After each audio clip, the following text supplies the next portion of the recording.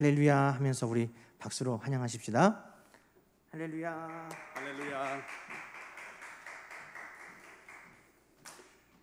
각처에서 온라인으로 예배하시는 우리 모든 성도님들, 우리 주님의 이름으로 축복합니다. 주님께서 오늘 우리 예배 가운데 임하셔서 영광을 받으실 줄로 믿습니다. 참으로 안타깝게도 어제부터 코로나19로 인한 사회적 거리두기 2단계가 적용됨에 따라서 오늘부터 다시 비대면 예배로 전환되었습니다. 지금은 제2의 신천지 사태로 가느냐, 아니면 그래도 여기서 다시 수습하고 코로나19 바이러스를 통제해서 우리의 일상의 삶을 회복하느냐 하는 중요한 갈림길에 있습니다. 이 확산의 중심에 또한 우리 교회와 그리스도인들이 있다고 하는 사실이 참으로 가슴 아프고 안타깝습니다. 매주일 우리가 함께 모여드리는 예배는 우리의 신앙생활에 있어서 참으로 중요하고 또 소중합니다. 이 예배의 핵심은 우리가 하나님의 백성으로서 하나님의 이름을 높이고 그 이름이 존귀히 여김을 받게 하는 것입니다. 또한 이 예배를 통해서 우리를 향하신 하나님의 뜻을 깨닫고 그 뜻의 기쁨으로 순종함으로 말미암아 이 세상에서 우리가 그 뜻 가운데 살아갈 수 있는 힘을 얻는 것입니다. 그러면 여러분, 우리가 이 예배를 통해서 깨달아야 될 그 하나님의 뜻은 무엇일까요? 예수님께서는 구약의 모든 율법과 계명을 요약해서 마태복음 22장 37절로 40절에서 이렇게 말씀하셨습니다. 예수께서 이르시되 내 마음을 다하고 목숨을 다하고 뜻을 다하여 주 너의 하나님을 사랑하라. 이것이 크고 첫째 되는 계명이요 둘째는 그와 같으니 내 이웃을 내 자신과 같이 사랑하라 하셨으니 이것이 이 두 계명이 온 율법과 선지자의 강령이니라. 또한 요한복음 14장 21절에서 이렇게 말씀하십니다. 나의 계명을 지키는 자라야 나를 사랑하는 자니 나를 사랑하는 자는 내 아버지께 사랑을 받을 것이요 나도 그를 사랑하여 그에게 나를 나타내리라.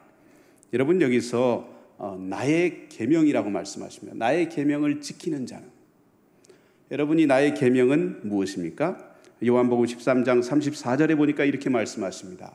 새 계명을 너희에게 주노니 서로 사랑하라. 내가 너희를 사랑한 것 같이 너희도 서로 사랑하라. 이렇게 말씀하십니다. 예수님이 우리에게 주신 많은 교훈과 비유들의 핵심은 우리가 어떻게 하나님을 사랑하고 그 뜻에 순종하며 살아가느냐 하는 것입니다.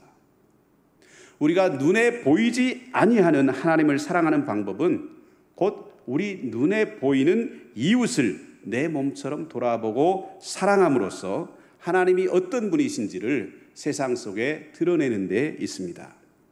우리가 매주일 드리는 예배는 이 사실을 다시 한번 기억하고 또 마음에 새기고 그리고 그것을 실천할 수 있는 힘을 얻기 위한 것입니다. 여러분, 이웃사랑에 있어서 가장 중요한 것이 무엇일까요? 그것은 바로 배려입니다. 배려하는 마음이 없는 사랑은 결국 자기 과시에 불과합니다. 그러므로 지금과 같은 상황에서는 우리가 너무나 간절히 모두 함께 이 자리에 모여서 예배하기를 원하지만 우리 주변의 이웃을 위해서 그리고 공동체를 위해서 우리가 잠시 그 마음을 내려놓고 각자의 처소에서 하나님을 예배하는 것, 이것이 진정한 배려입니다. 우리의 마음이 하나님을 향하고 우리의 이웃을 향하게 될 때에 그것이 바로 온전한 예배가 되는 것입니다. 마음이 향하는 곳에 우리의 손이 가고 또 우리의 발이 가게 됩니다. 다시 모여서 예배할 수 있는 그날까지 이 마음으로 우리가 정부의 방역에 최선을 다해서 협력하고 또 다른 어떤 사회 공동체보다도 앞장서서 방역을 위한 여러 규칙들을 솔선하여 지키는 우리 교회와 성도님들이 되어질 수 있기를 간절히 원합니다. 전 세계 코로나19 확진자 수가 2,300만 명을 넘어선 가운데 제가 사역하고 있는 인도는 어제 날짜로 300만 명을 돌파했습니다. 미국과 브라질, 거기에 이어서 세 번째로 많은 숫자입니다. 며칠 전에 저와 동역하고 있는 아이작 목사님과 전화로 통화를 했습니다. 인도는 증세가 심한 사람들만 병원에 가서 진료를 받습니다. 그래서 실제로 감염되어 있는 사람들, 무증상자까지 합치면 지금 현재 확진자의 최소한 3배 이상은 될 것이다. 이렇게 얘기하더라고요. 여러분, 하루에 7만 명씩 지금 발병이 되고 있는데 그 3배가 매일 발병된다고 생각하면 어느 정도인지 여러분 짐작하시겠죠. 그러다 보니까 검사받고 확진이 되어도 환자를 수용할 수 있는 병원과 병상이 절대적으로 부족하기 때문에 거의 대부분 집으로 돌아가서 집에서 격리하면서 낫기를 기다린다고 합니다. 인도의 열악한 환경, 또 위생 상태, 또 대가족 위주의 집단적인 거주 상황, 이런 것들을 고려하면 과연 효과적인 방역이 가능할까? 참으로 걱정되지 않을 수 없습니다. 인도 정부 일부 당국자들은 결국 인도는 스웨덴처럼 집단 면역으로 가야 되지 않겠느냐 하는 주장을 공공연하게 내놓고 있습니다. 거기에 비하면 우리나라는 지금까지 이 상황을 아주 모범적으로 잘 통제해 왔습니다. 여러 가지 위기가 있지만 그럼에도 불구하고 우리 정부와 질병관리본부 그리고 우리 국민들이 이 상황에 얼마나 열심히 또 힘을 다해서 대처하고 있는지 알 수가 있습니다. 지금이 참으로 중요한 시기입니다. 조금 불편하더라도 불평하지 말고 기쁨으로 협력합시다. 이것이 하나님 사랑이요, 이것이 이웃 사랑이요, 이것이 진정한 예배자의 모습입니다. 저는 지난 12년 동안 인도에서 정말 은혜 가운데 감사함으로 사역해 왔습니다. 그러나 솔직히 고백하자면 언제나 감사하고 또 항상 즐거웠던 것만은 아니었습니다. 한국의 안정된 상황 속에서 성실히 열심히 목회하는 친구들, 우리 조 목사님 같은 분 뵐 때는 솔직히 제 마음속에 부러움이 찾아올 때도 있었습니다. 현지에 다니면서 힘들어서 눈물 흘리는 그런 우리 아이들을 보면 내가 과연 무슨 권리로 이 아이들에게 이 고생을 강요하는가 자책할 때도 있었습니다. 또 항상 깔끔하고 정돈된 것을 좋아하는 제 아내가 인도의 그 비위생적이고 무질서한 환경 속에서 너무나 힘들어하고 괴로워하는 것을 볼 때면 그냥 한국으로 돌아갈까 하는 그런 생각을 할 때도 많았습니다. 또한 다치거나 병에 걸려도 제대로 치료를 받지 못하고요. 또 한국에 돌아올 때까지 그 병을 안고 거기에서 버티고 살아야 하는 그 상황 속에서 지치고 힘들 때가 참으로 많았습니다. 외국인이라고 하는 점 때문에 바가지를 쓰고요. 또 속임을 당하고 때로는 곤경에 처하는 그런 경우도 많았습니다. 또 관공서에 갈 때마다 그 관공서의 관리들이 얼마나 고압적이고 불친절한지 마음 깊은 곳에서 그냥 막 마음이 찢어지고 상할 때가 많이 있습니다. 선교 현장에서도 늘 선교사에게 의존만 하려고 하고 재정 지원만을 호소하는 그런 목회자나 성도들을 보면 때로는 짜증이 날 때도 또 화날 때도 많이 있습니다.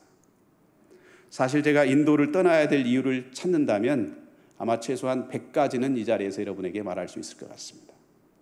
그런데 오늘 우리가 읽은 이 본문에 등장하는 요나를 보면서 나 역시도 요나와 별반 다름없는 투덜이요, 불평쟁이요, 하나님을 원망하고 하나님을 향해서 분노를 쏟아내는 그런 못된 선교사였구나 하는 사실을 깨닫고 회개하지 않을 수가 없었습니다.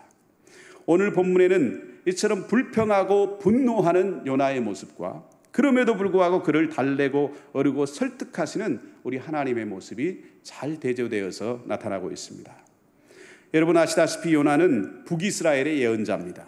그런데 적국인 아수르의 수도 니느웨로 가서 하나님의 심판의 메시지를 그곳에 선포하라 하는 명령을 받습니다. 하지만 다시스로 도망가다가 풍랑을 만나서 물고기 뱃속에서 거반 죽을 뻔합니다. 회개하고 난 다음에 겨우 살아나서 니느웨까지 오게 되었습니다. 그러나 하나님의 낯을 피할 수 없어서 어쩔 수 없이 거기에 오긴 했지만 애시당초 이 요나의 마음 가운데에는 그 니느웨 백성들을 향해서 불쌍히 여기는 마음이나 그들에 대한 연민, 동정 이런 것은 찾아볼 수가 없었습니다. 요나는 이스라엘을 떠나기 전에 가졌던 생각, 즉 니느웨 사람들은 마땅히 심판을 당해야 하고 그 사람들은 마땅히 멸망당해야 한다 하는 생각에서 한치도 변함이 없었습니다. 3절에 보니까 니느웨 성은 사흘 동안 걸어 다녀야 될 만큼, 그 거리를 다 볼 수 있을 만큼 큰 성이라 기록되어 있습니다. 그런데 요나는 그 큰 성읍에서 단 하루만을 거닐면서 심판의 메시지를 선포합니다. 여러분, 이것은 결코 마음에서 우러나오는 순종의 모습이 아닙니다. 예레미야 선지자처럼 가슴에 불붙는 듯한 열정으로 하나님의 말씀을 선포하고 자기 백성들과 자기 지도자들을 위해서 자기의 목숨까지도 내어놓는 그런 뜨거운 선지자의 자세는 요나에게서 찾아볼 수가 없습니다. 요나는 그냥 신용만 내는 선지자였을 뿐입니다. 그런 요나의 모습은 가끔씩 선교지에서 저 자신의 모습이기도 했습니다. 함께 사역한 지 몇 년이 지나도 아무런 변화가 없는 목사님들이 있어요. 그런 목회자들 볼 때면 내가 도대체 언제까지 이 사람들과 함께 일해야 되느냐 하는 그런 자괴감이 들 때도 있습니다.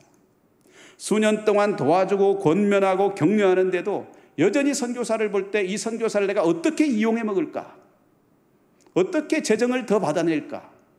이 대상으로만 바라보는 그런 사람들을 대할 때면 요나처럼 불평하면서 하나님, 나 여기서 끝날 테니까 이제부터 하나님이 알아서 하세요. 이런 말이 입가에 맴돌기도 합니다. 교회 나온 지 10년이 지났는데도 여전히 자신이 예전에 가지고 있던 힌두 신앙, 그 힌두 관습에서 벗어나지 않고 그대로 머물러 있는 그런 성도들을 보면 과연 이 사람들이 하나님의 은혜를 누릴 자격이 있는 사람들인가? 그렇게 탄식할 때도 있습니다.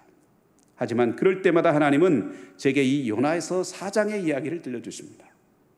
세상에서 가장 포악하고 완고한 민족이지만 또 무자비하게 주변 나라들을 침략해서 정복하고 씨를 말려버리는 그런 나라지만, 그리고 틈만 나면 이스라엘을 괴롭게 하고 고통스럽게 하는 원수 나라지만, 그럼에도 불구하고 하나님이 그 백성들을 어떻게 얼마나 사랑하시는지 이 요나서 4장은 우리에게 보여주고 있습니다. 요나의 그 신용에 불과한 심판의 경고를 듣고서도 니느웨 사람들은 하나님을 믿고 신분 고하를 막론하고 회개하기 시작합니다. 이 소식이 왕에게 전해지니까 왕은 한술 더 떠서 자기의 왕복을 벗고 베옷을 입습니다. 그리고 제위에 앉아서 회개하면서 온 백성에게 조서를 내려가지고 사람으로부터 짐승까지 먹지도 말고 마시지도 말고 금식하며 기도하라, 이렇게 명령을 내립니다. 그런 니느웨 백성들을 보고 하나님은 그 뜻을 돌이키십니다. 그들에게 내리리라고 말씀하신 재앙을 거두십니다. 그런데 이 상황을 바라보던 요나의 모습은 어떻습니까? 여러분, 오늘 말씀 1절에 보니까 요나가 매우 싫어하고 성을 냈다, 이렇게 돼 있어요. 2절에는 요나의 기도가 기록되어 있습니다. 이 요나의 기도를 한마디로 요약하면 이렇게 말할 수 있습니다. 하나님, 내 그럴 줄 알았어요. 이게 도대체 뭡니까? 요나는 이스라엘을 떠나기 전에 하나님께서 이렇게 하실 것을 이미 예측했다고 하는 거예요. 요나가 니느웨로 오지 않고 다시스로 도망갔던 것은 하나님을 잘 몰라서 도망간 게 아니에요. 하나님을 너무나 잘 알기 때문에 다시스로 도망간 거예요. 그래서 지금 그는 하나님께 따지고 책망하고 하나님을 비난하고 화를 내고 있습니다. 하나님이 틀렸어요, 이렇게 외치고 있는 거예요. 여호와는 은혜로우시며 자비로우시며 노하기를 더디하시며 이내가 그치사 뜻을 돌이켜 재앙을 내리지 아니하시는 하나님이시라. 여러분, 이 구절은 이스라엘 백성들이면 어른으로부터 아이까지 모르는 사람이 없을 정도로 모두 다 암송하고 기억하는 구절입니다. 시편이라든가 출애굽기, 신명기에 보면 이스라엘 백성들이 하나님의 성품을 묘사할 때 반드시 등장하는 구절이 바로 이 구절입니다. 요나는 이 구절을 인용하면서 오히려 하나님을 비꼬고 있습니다. 그리고 심지어 요나는 하나님을 향해서 가장 무서운 협박을 합니다. 여러분, 가장 무서운 협박이 뭘까요? 이 4장에 보면 3번이나 이 요나가 하나님을 협박하는 장면이 나오는데요. 그게 뭐냐면, 하나님, 차라리 나 죽어버릴 거예요. 이럴 바에는 죽어버릴 거예요, 이러는 겁니다. 여러분, 요나는 대체 왜 이렇게 화가 났습니까? 요나 입장에서 볼 때 하나님은 반드시 벌을 줘야 될 대상에게 벌을 주지 않고 너무나 쉽게 용서해 버리시는 하나님이에요. 어떻게 저 흉악한 원수들을 이리도 쉽게 용서해 줄 수가 있는가? 요나의 생각에는 이스라엘만 택함 받은 백성이기에 이스라엘을 괴롭히는 모든 이방인들은 모두 다 멸망당해서 마땅한 사람들이었기 때문입니다. 그러면 여러분, 하나님은 왜 이렇게 건방지고 성깔 부리고 못되게 구는 요나를 계속 참아주면서 달래고 어르고 설득하고 계십니까? 여러분, 요나 이야기 속에서 우리는 무엇보다도 요나가 당신의 마음을 좀 알아줬으면 좋겠다 하는 간절한 바람을 갖고 계시는 하나님을 느낄 수가 있습니다. 요나서는 하나님의 구원이 유대인뿐만 아니라 이방인에게도 임한다는 사실을 보여주는 책이지만 동시에 하나님의 백성임을 자부하면서도 하나님의 마음을 너무나 모르는 한 예언자를 향해서 하나님의 마음을 드러내시고 그 마음을 알려주시고자 애쓰는 과정을 담은 책이다, 이렇게 말할 수 있습니다. 요나는 스스로 자신의 의가 니느웨 사람들보다 낫다는 생각을 가지고 있었습니다. 그렇지만 하나님은 그 요나를 향해서 네가 정말로 저 사람들보다 의로우냐 하고 질문하십니다. 그리고 네가 성내는 것이 과연 옳으냐 이렇게 묻습니다. 그리고 하나님은 요나가 생각하고 있는 그 의로움, 이것이 얼마나 이기적이고 불완전한 것인가 하는 것을 박넝쿨을 통해서 현장 교육시켜 주십니다. 그 성 안에 살고 있는 12만이나 되는 영혼들과 수많은 짐승들이 죽어가는 것에는 눈 하나 깜짝하지 않으면서 자기를 시원하게 해주던 그 박넝쿨 하나가 시들어버린 것 때문에 화를 내고 있는 요나의 모습, 그것이 바로 우리가 생각하는, 우리가 자부하는 의로움의 현 주소라고 하는 것이죠. 우리 주변에는 코로나19와 자연재해로 인해서 힘들어하고 고통 가운데 있는 이웃들이 참으로 많습니다. 지금이야말로 세상을 향한 우리 그리스도인들의 사랑과 섬김이 가장 필요한 때입니다. 물론 많은 교회들이 어려운 이웃을 돌아보고 수혜 현장에 찾아가 봉사하고 있습니다. 제가 듣기로 우리 상무무등교회에서 이 주변에 500m 근방에 밥을 굶는 사람이 없게 하자, 이런 운동을 하고 있는 것을 보면서 참 감동이 되었습니다. 많은 교회들이 그렇게 하고 있지만, 그러나 오늘날 대부분의 세상 사람들에게 보여주는 교회의 모습은 어떻습니까?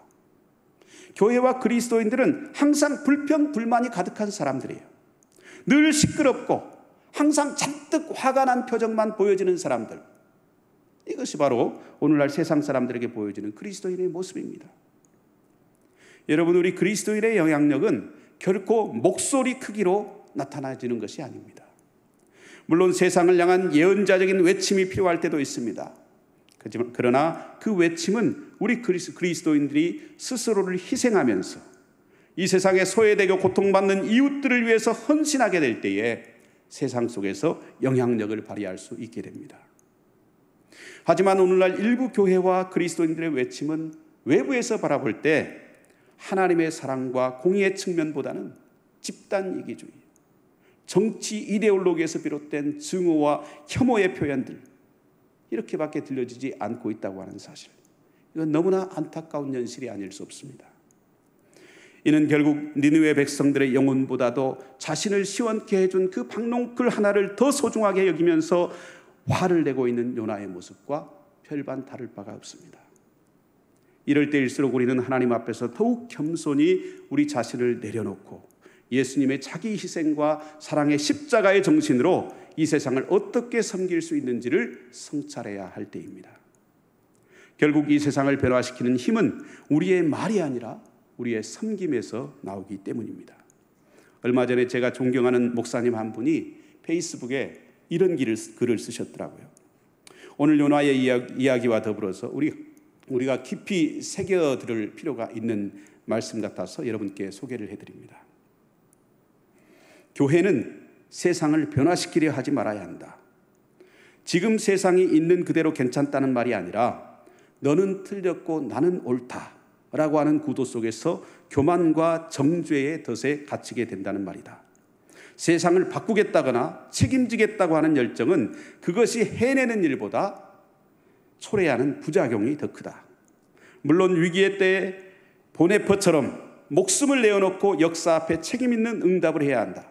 그러나 지금은 자기들의 상상으로 만들어 놓은 세계관 속에서 위기를 과장하여 목숨을 무릅쓰고 바이러스 전파 가능성도 감수하고 나라를 구하겠다고 하는 사람들의 순교자적 열정 때문에 오히려 교회가 망해가고 있고 나라도 어려움에 처했다.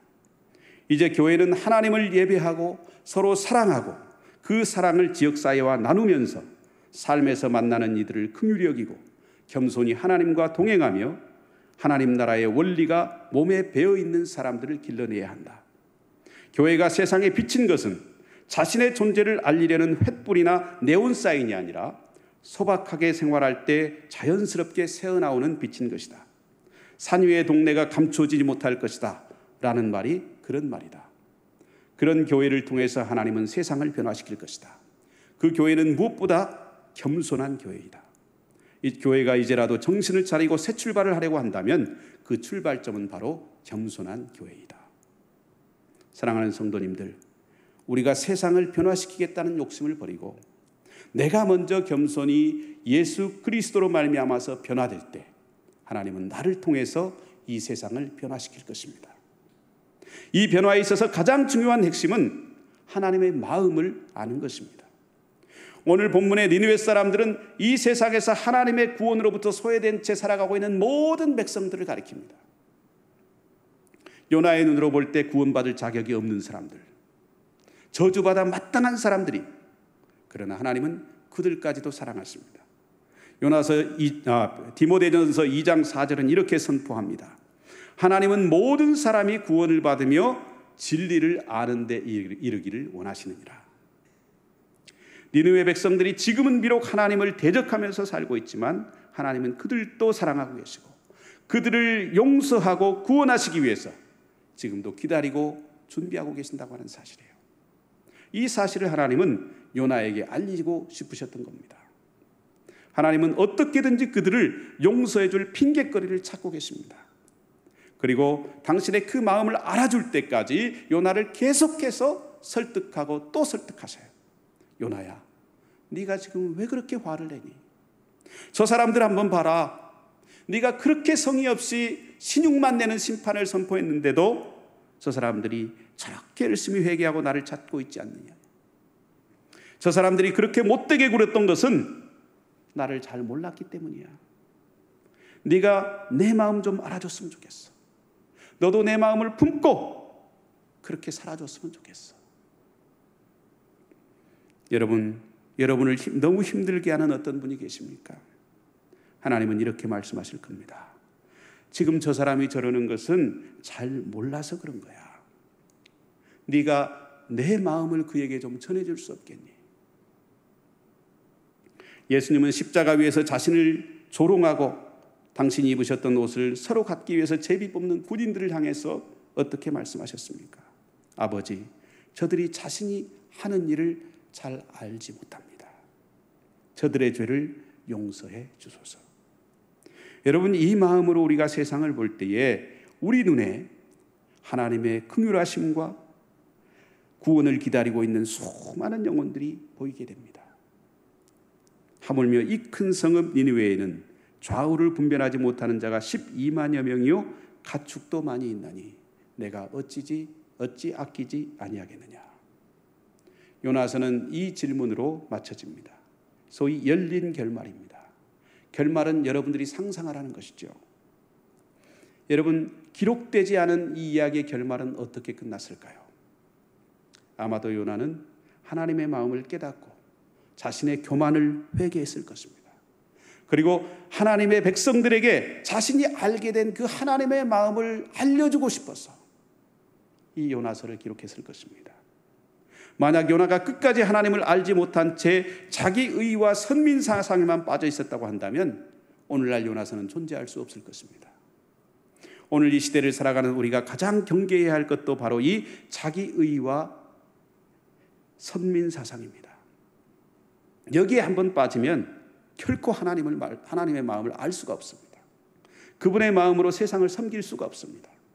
오히려 요나처럼 화내고 불평하고 정죄하는 자리에 설 수밖에 없습니다. 우리의 이웃과 열방을 섬기면서 그리스도의 사랑과 희생의 복음을 전하기보다는 그들 가운데서 스스로 과시하면서 자기의 의의를 드러내려고 할 뿐입니다. 하나님께서는 요나를 통해서 오늘 저와 여러분이 어떤 마음을 품고 이웃을 섬기고 세상을 섬겨야 하는지를 가르쳐 주십니다. 이 한 주간 그 주님의 마음을 깊이 묵상하고 겸손히 하나님과 동행하면서 항상 기뻐하고 쉬지 말고 기도하고 범사에 감사하는, 그래서 그 온유함과 그 사랑이 누구에게든지 드러나는 그런 한 주간 되실 수 있기를 축복합니다. 기도하겠습니다. 하나님 아버지, 우리의 모습이 때로는 불평하는 요나의 모습과 닮아 있지는 않은지요. 오늘 이 어려운 시대를 살면서 우리 자신을 다시 한번 돌아봅니다. 하나님, 우리가 하나님의 마음을 알게 하여 주옵소서. 하나님의 사랑을 회복하게 하여 주옵소서. 이 세상 속에서 하나님의 사랑을 품고 녹아지는 소금이 되게 하여 주옵소서. 우리 상무무등교에 속한 모든 성도님들이 이 사랑으로 한 주간을 섬기며 이 사랑으로 녹아지는 삶을 살아가는 귀한 은혜를 허락하여 주옵소서. 예수님의 이름으로 기도하옵나이다. 아멘. 찬송가 279장 인내하신 구세주를 찬양하면서 우리 준비한 예물을 우리 하나님께 드리도록 하겠습니다.